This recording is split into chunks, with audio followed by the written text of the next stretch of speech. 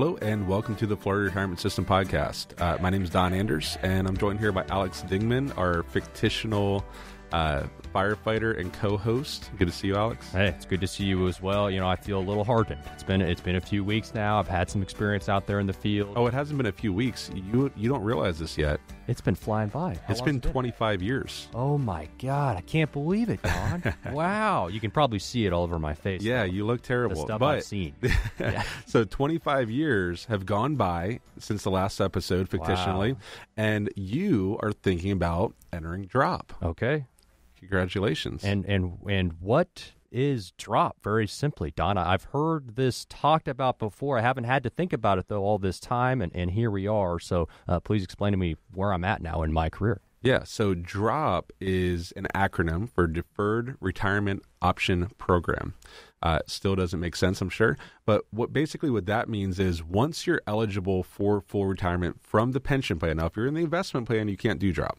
So we're assuming you chose the pension plan, thinking about entering it, you can actually retire, and then for up to 5, some agencies are up to 10 or 8 years, so between 5 to 8 years, you can have your pension paid into a trust fund while you continue to work.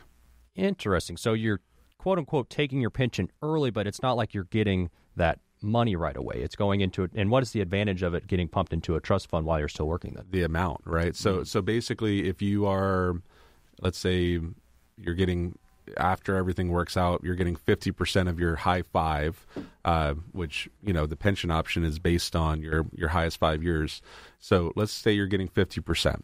Okay. While you're working, that 50% is paid into that trust fund, and you're accruing that while you're still earning a salary. So oftentimes, the average DROP amount in the state of Florida is $143,000.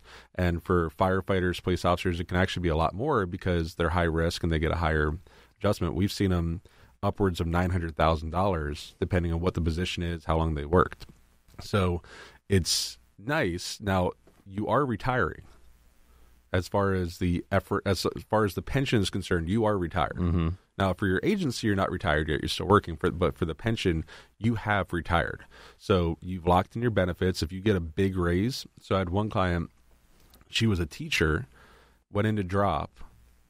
The next year, got voted in for superintendent, and her salary quadrupled. She was already in DROP. That did not count towards So that is a caveat, because what I started hearing, I was like, well, why wouldn't somebody do this? That's the big one. So if you think you're about to get a big promotion, then you might want to wait. So, but DROP, it's a lot of the people that I meet with simply would not be able to retire without DROP. It's amazing. And, it's funny. It's really misunderstood. Because people look at it and they see, okay, these are firefighters or police officers or state employees, and this $142,000 or whatever it is, that's coming out of my taxpayer pocket. Not at all. What it's doing is you're basically paying yourself.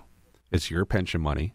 It's you can take it right now, and it costs pretty much nothing to the taxpayer because you're paying yourself. On top of that, you've been working for 25, 30 years. You've got promotions, everything else. After 5 years, or sometimes 8, you have to retire. Mm-hmm. And guess who I'm going to replace you with? A brand new person at the bottom of the pay scale. Mm-hmm. So it actually ends up saving us money. And for the pension plan, it saves them money because now they don't have to pay you as high of a benefit for the rest of your life. So all around, it helps you. It helps the agency because they can get you out and hire someone at a lower salary. It helps the taxpayer because that same reason.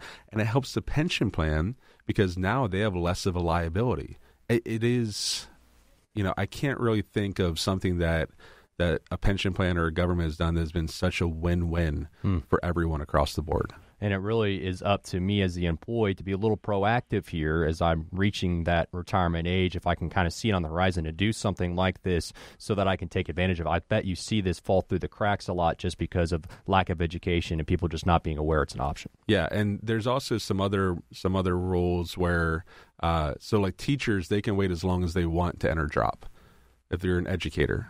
But other people have to enter by the time that they're eligible. Other people can wait until they're 57. Other people can wait till they're 55. So it all depends on your position. And, there's so many different variants that I can't really get into in this podcast because we can't go on for 2 hours. Nobody will listen to it. As interesting as we are, we're not that interesting. So my recommendation is if you know your drop benefit or whether or not you can go in, great.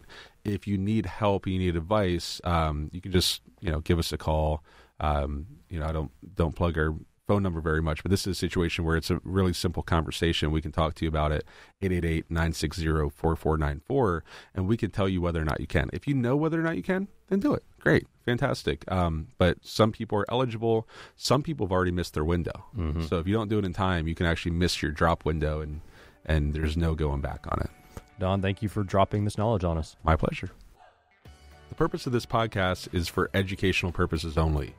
If you want more information, more education, please visit www.FRSDrop.com. And that's our webpage where you can download more information. You can register for one of our webinars. You can even request an appointment for our team. And let me stress, this is education and information. Recommendations are for clients. They're for people that we actually meet with. And if you'd like to meet with us, we work all throughout the state of Florida.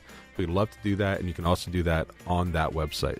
So once again, www.FRSDrop.com. And one last thing before we go, this is a serial podcast. So meaning it's going to be about 15 episodes explaining the Florida retirement system. But please make sure that you subscribe, because if there's any types of updates or anything pertinent to your retirement, we're going to update it on this podcast. There might end up being multiple updates that would be very important to you. So make sure you subscribe, because then you'll get an alert that there's a new episode. Also, if you have someone that would benefit from this, someone that you work with, someone that you know that's in the Florida retirement system, please consider sharing this with them.